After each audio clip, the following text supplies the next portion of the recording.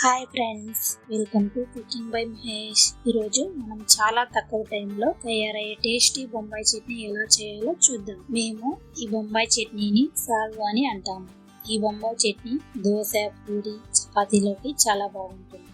ఈ బొంబాయి చట్నీ 5 నుండి 10 నిమిషాల్లోగా ఈజీగా తయారవుతుంది. ముందుగా ఒక బౌల్ తీసుకొని అందులోకి అరకప్పు శనగపిండి, రుచికి తగినంత ఉప్పు, కొద్దిగా పసుపు వేసి ఇప్పుడు 1.5 గ్లాస్ వాటర్ వేసి ఇలా బాగా మిక్స్ చేసి పక్కన పెట్టుకోవాలి. ఇప్పుడు స్టవ్ ఆన్ చేసి ప్యాన్ పెట్టి 2 టేబుల్ స్పూన్ ఆయిల్ వేసి ఆయిల్ వేడెక్కాక ఆవాలు 1 టేబుల్ స్పూన్, కొద్దిగా జీలకర్ర, కొద్దిగా పచ్చిశనగపప్పు, కొద్దిగా మినపప్పు వేసి బాగా వేయించుకోవాలి. ఇప్పుడు కట్ చేసిన 5 లేదా 6 పచ్చిమిర్చి వేసి వేయించాలి. తర్వాత సన్నగా తరిగిన టమాటా ముక్కలు, కాస్త కొత్తిమీర వేసి వేయించాలి.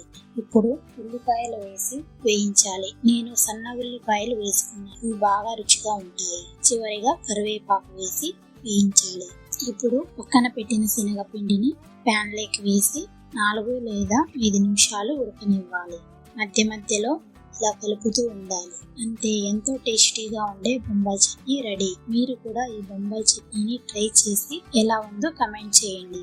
అలాగే లైక్, షేర్ అండ్ సబ్స్క్రైబ్ మర్చిపోవద్దు.